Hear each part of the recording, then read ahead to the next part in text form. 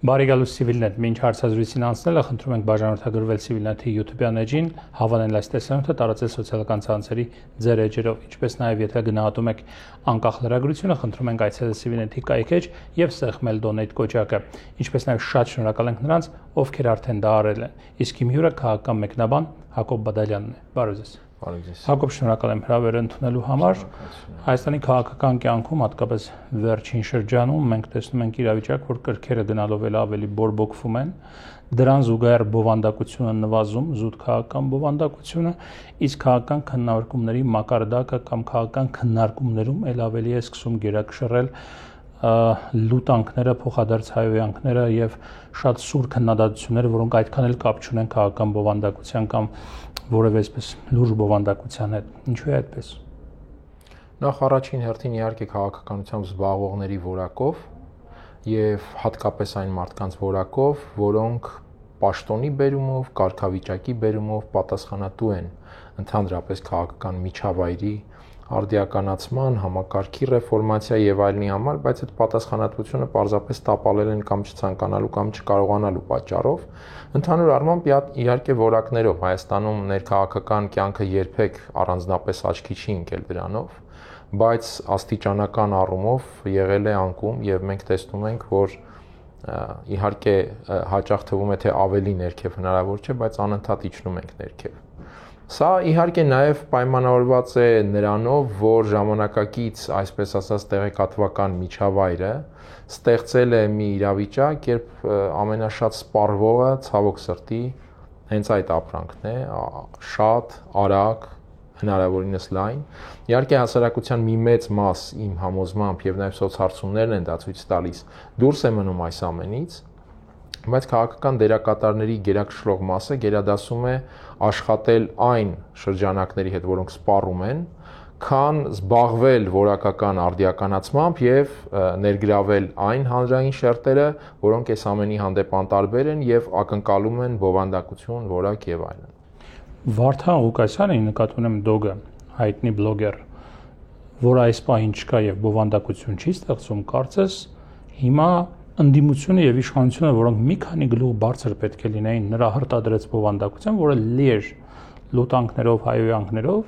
հիմա կարծես միմյանց հետ մրցում են հենց հայհոյանքներով։ Ազգային ժողովի ամբիոնից ուղիղ հայհոյանք են հասցնում մեկը մյուսի նկատմամբ։ Եվ նման դեվալվացիան, արժեզրկումը քաղաքական բովանդակության, հատկապես ընտրություններից առաջ 2026 թվականի ինչ կանխատեսում ունեք այս առումով, այսինքն գնալով ել ավելի է վատանալու։ Մեծ հավանականությամբ այո, որովհետև դրան է տանում միտումը եւ մենք տեսնում ենք, որ խաղադրույքն էլ արվում է այդ ապրանքի վրա, այսպես ասած, այսինքն այդ ծառայության կամ հայհոյանքի վրա։ Բարի ուղիղ կամ պայմանական իմաստով, այսինքն նույնիսկ կարող են հայհոյանքներ չլինել, բայց երբ անբովանդակ քաղաքական բանավեճ է եւ քաղաքական քննարկումներ, մեծ հաշվով տարբերություն չկա, հայհոյանքով է դատարկ քաղաքական ներքաղաքական կյանքը եւ հասարակական քաղաքական խոսույթը, թե առանց հայհոյանքի է դատարկ, հատկապես եթե նկատի ունենանք այն, թե ինչ է կատարվում մեր շուրջ, մենք տեսնում ենք, թե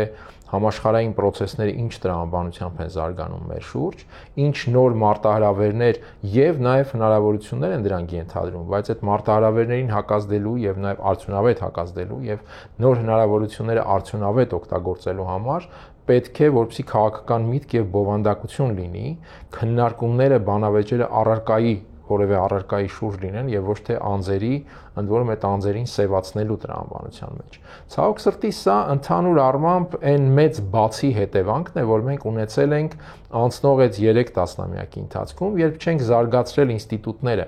Մենք ինստիտուտները ցուցանակի տեսքով ստեղծել ենք, ձևավորել ենք, բայց այդ ցուցանակից բովանդակության վերածելու process-ը տապալվել է մի շարք սուբյեկտիվ, օբյեկտիվ պատճառներով, բայց համենայն դեպս ցավոք սրտի փաստը դա է։ Այստեղ է նաև գլխավոր պատճառը, թե ինչու իրավիճակը հասավ նրան, որ հասարակական մեծ դժգոհությունը այլևս հնարավոր էր միայն արտահայտել այդ հեղափոխական, չգիտեմ, շարժումով եւ այլն, որը մի կողմից անհրաժեշտություն էր, մյուս կողմից հնարավորություն էր, նաև իհարկե մարտահրավեր, բայց որպես կանոն ցավոք սրտի մեզ բաժին են հասնում հետևանքները։ Ինչու, որովհետեւ այդ ինստիտուցիոնալ կայացման շրջափուլը, կարևոր շրջափուլը մենք բաց ենք թողել բոլոր առումներով, լինի տնտեսություն, հասարակական հարաբերություններ, թե քաղաքականություն առավել։ Առաջիկա ընտրություններում 2026-ի, որ կարծես այս 3 ուժերը, խորհրդարանական ուժերը, իշխանություն եւ հիմնական ընդդիմություն խորհրդարանական երկու թևի բաժանված Սերժ Սարգսյանի գլխավորությամբ եւ Ռոբերտ Քոչարյանի գլխավորությամբ, իշխանություն Նիկոլ Փաշինյանի գլխավորությամբ գնալու են այս ընտրություններին մասնակցեն, ենթադրում եմ, ելի նույն կերպ շատ սուր քննադատություններով, հայոյանքներով եւ քիչ բովանդակությամբ, հա, դավաճան եւ փոխադարձ դավաճանական պիտակներ մեկը մյուսին, ուրեմն կպցնելով Հայաստանի քաղաքական դաշտը այս ընտրություններին շանս ունի այս եռանկյունից դուրս գալու։ Ես կարծում եմ ոչ։ Դրա համար պետք է մենք տեսնենք կամ, չգիտեմ, չափազանց խոշոր մի ուժի հակազդեցություն այս ամենին, որը իր ռեսուրսներով, խոշորությամբ, ներկայանալիությամբ խոսում եք Կարեն Կարապետյանի հնարավոր վերադարձի մասին քաղաքականություն, չգիտեմ։ Անձերով չգիտեմ չափել թե ոչ, բայց մենք պետք է տեսնենք կա արդյոք այդ համակարգը, որը այնպիսի թափով կարող է գալ եւ այնպիսի որակներով, հասարակությանը այնպիսի առաջարկով, որ մարդիկ իսկապես, հատկապես այն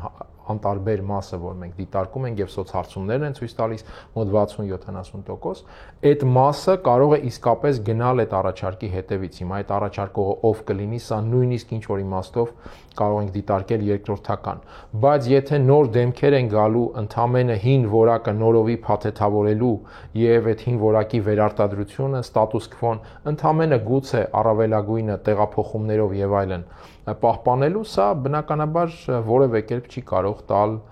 զարգացման կամ առաջընթացի այս շրջանից դուրս գալու հնարավորություն։ Մյուս տարբերակն այն է, որ ի վերջո մեզանում քաղաքականությամբ զբաղմունքը ենթադրի նաև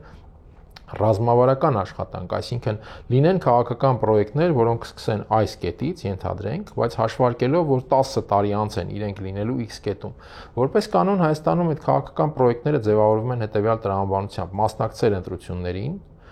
կամ մանդատներ վերցնել, կամ ինչ որ եղանակ ստեղծելու դիմաց վերցնել ինչ որ դիվիդենդներ նյութական կամ ֆինանսական արժեքների տեսքով։ Ես չեմ ասում բացարձակ այս վիճակն է, բայց գերակշռող մասով այս վիճակն է, եւ մենք այս process-ը տեսնում ենք ցանկացած քաղաքական ցիկլի ընթացքում։ Հասկանալի է։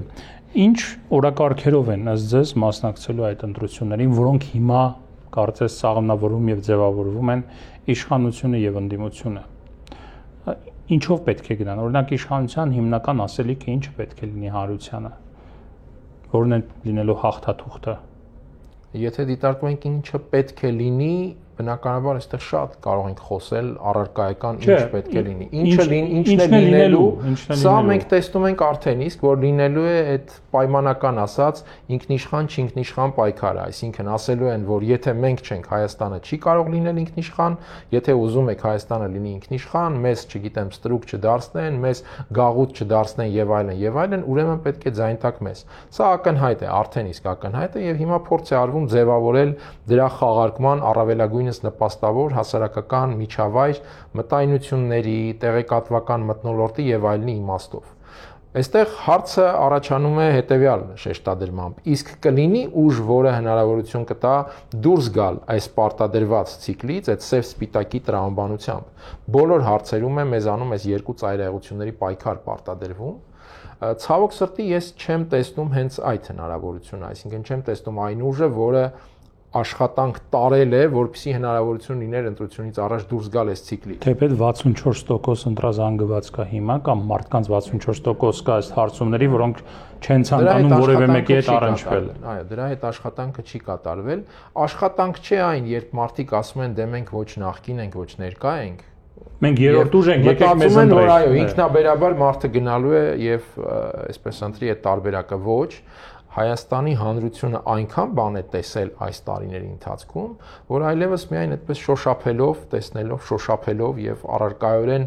ներառականություն տեսնելով այդ ամեն ինչի մեջ կարող է արձագանքել եւ աջակցել որևէ քաղաքական պրոյեկտի։ Իհարկե շատ մեծ փողերով հնարավոր է ինչ-որ բաներ փոխել, բայց այդ դեպքում որպես կանոն որակը, ինչպես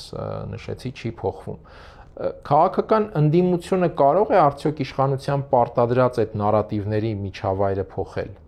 Ես չեմ տեսնում, որ կարող է փոխել եւ ավելի չեմ տեսնում գալա ներողություն, մինչեւ քաղաքական ընդդիմության գալը ինքնիշխան չի ինքնիշխանից բացի, որ հիմա կարծես տեսնում ենք, որ ձևավորվում է ապագա նախընտրական պլատֆորմա, օրինակ այդ հատիկ առ հատիկ կամ չգիտեմ ապօրինի գույքի, ապօրինի ծագման գույքի վերադարձի, կոպեկ առ կոպեկ ժողովրդից գողացածը վերադարձի մասին, հա, դա եւս դառնալու է իրենց իշխանության նախընտրական ֆիշկաներից մեկը, այսպես ասած, որովհետեւ կարծես դրա փորձը արվեց Գյումրիի ընտրություններին, երբ Նիկոլ Փաշինյանը հանդես եկավ այս ընտրական ցիկլի կամ նախընտրական պայքարի մեկնարկի ժամանակ նման ելույթով, բայց ոնց որ չաշխատեց թիմ ընտրությունների ժամանակ։ Իհարկե դրա աշխատունակությունը այդ տեխնոլոգիայի էապես սահմանափակվել կամ նվազել է, այսինքն դա մի ռեսուրս է, որը հնարավոր չէ նույն ծավալով ու մասշտաբով անverջ շահարկել եւ նույն էֆեկտը ստանալ։ Բայց նաեւ պետք է նկատի ունենալ, որ այդուհանդերձ տեղական ընտրությունը ընդհանուր հոգեբանական նաև միջավայրով ընկալումներով տարբերվում է եւ ամենևին զարմանալի չի լինի, եթե նույն մարտիկ X վարքագիծ դրսևորեն տեղական ընտրության ժամանակ եւ Y վարքագիծ արդեն համապետական նարատիվների պարագայում։ Իհարկե հատիկ-հատիկը լինելու է եւ դա նախընտրական արդեն սկսված է այդ արշավը եւ սա եւս ծառայելու է այդ ավելի գերակա գաղափարին, որ այս ապօրինի գույքը փորձում են պաշտպանել, որպիսի դրա միջոցով այդ ռեսուրսներով Հայաստանը վերածեն գուբերնիայի կամ, չգիտեմ, վասալի եւ այլն եւ այլն։ Հասարակության այն մասը, որը կարողանում է այսպես քննարկել, քննել իրավիճակը, իհարկե հասկանում է, որ ինքնիշխանության մասին խոսք այսօր իսկ չկա, որովհետև այսօր Հայաստանի պետական խոսույթը եւ վարքագիծը ամբողջությամբ տեղավորվում է օրինակ ադրբեջանական նարատիվների շրջանակում։ Թե ինչ նպատակով, տակտիկապես, թե իսկապես համոզված, ինչ որ գործարքով եւ այլն, սա դեռ թողնում ենք մի կողմ, բայց փաստ է, որ մենք ամբողջապես տեղավորվել ենք դրա մեջ։ Ինչ ինքնիշխանության մասին կարող ենք խոսել, երբ Հայաստանի պաշտոնյան վախենում է Արցախ բառը արտասանելուց։ Բայց հասարակության ոչ բոլոր մասն է, որ ոչ ամբողջ մասն է, որ այս պրիզմայով է նայելու։ Եվ այդ խայծը անշուշտ լինելու են կուլ տվողներ, հատկապես որ կրկնեմ, չկա հակադիր բովանդակային պայքարը։ Մեծ հաշվով քաղաքական ընդդիմությունն էլ գերադասելի համարվում տեղավորվել այս շրջանակի մեջ, ակնկալելով, որ անընդհատ այս process-ը հնարավոր չի շահարկել, լավ, այս ընտրությունն էլ կշահարկեն, մի քիչ ինչ-որ բան կստանան, հաջորդին ավելի սեղմ կլինի, ավելի նվազ կլինի եւ չի բայց սա նաեւ հանգեցնելու է, բերելու է իր հետ այդ Երևանի օրինակին, Երևանի ընտրություններին նկատի ունեմ թիմ ընտրությունների օրինակին, երբ հասարակության մի զգալի մասը չի մասնակցելու առհասարակ այդ ընտրություններին։ Դա իրենց չի հետաքրքրում, դա իրենց կարևոր է քաղաքականորեն աֆիլացված,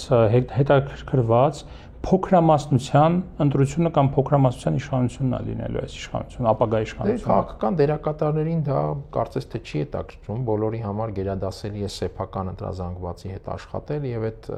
այսպես ասենք, նեղ կազմով պայքարել քաղաքական ստատուս քվոյի համար։ Ի վերջո այդ շատը բոլորին էլ խանգարում է, որովհետև շատը նաև շատ պատասխանատվություն եւ շատ աշխատանք է պահանջում համեմատական իմաստով։ Դրա ոչ ժամանակը, ոչ, չգիտեմ, ցանկությունը գուցե ոչ ոք չունի։ Բայց մենք նաև նախկինից գիտենք եւ ոչ միայն նախկինից նաև պատմությունից, երբ շատը չի մասնակցում ընտրություններին, շատը չի մասնակցում քաղաքական process-ներին, absenteism-ի մեջ է մեծ հաշվով, գալիս է մի մարդ, երբ նաև չեն ձևավորվում ինստիտուտներ եւ այլ,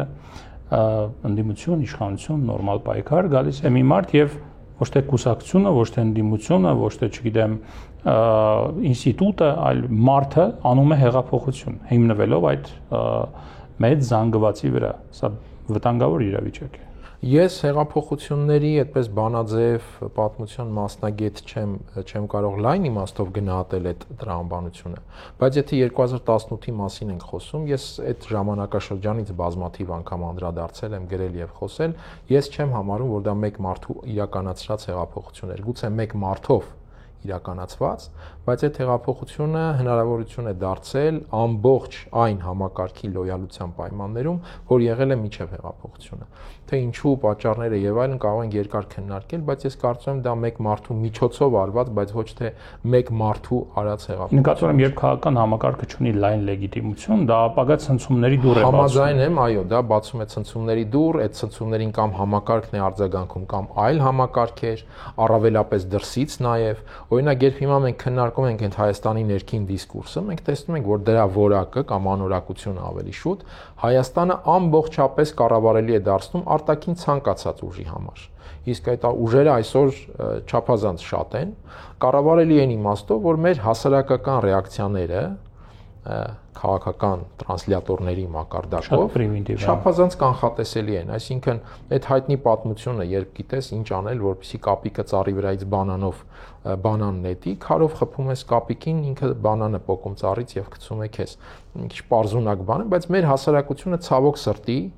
այդ մակարդակի է հասցվել ինստիտուցիոնալ այդ իր կառուցվածքի իմաստով չափազանց պարզունակ հասարակություն, որի ռեակցիաների վրա խաղում են բոլորը։ Հիմա օրինակ շատ է խոսվում հիբրիդային պատերազմի մասին Հայաստանի դեմ եւ դարձյալ այդ նախընտրական նարատիվների տրամաբանության մեջ սլաքը ուղղվում է իհարկե Ռուսաստան, բայց որևէ կերպ դա չի կարող նորություն լինել, որ ամբողջ աշխարհը դա մեծ հաշվով հիբրիդային պատերազմի ցիկլ է, անընդհատ շարունակվող եւ միայն Ռուսաստանը չէ, որ այդ պատերազմը մղում է Հայաստանի դեմ, եւ դա միայն Հայաստանի դեմ չէ, որ մղվում է։ Հետեւաբար մեր խնդիրը չի կարող լինել այդ պատերազմը դադարեցնել, մեր խնդիրը կարող է լինել այդ պատերազմի հանդեպ դիմադրունակ հասարակություն ձևավորել, բայց դրա համար պետք է քաղաքական բովանդակություն եւ ոչ թե այսպես պարզունակ հայոյանքներ։ Այդ պարզունակ հայոյանքով քաղաքականությունը Հայաստանը վերածում է հիբրիդային պատերազմի խոպանի պարզապես։ Շնորհակալ եմ զրույցի համար։ Շնորհակալ։ Civilnet-ի տաղավարում ես զրուցեցի Հակոբ Բադալյանի հետ։ Առողջ եղեք, կհանդիպենք։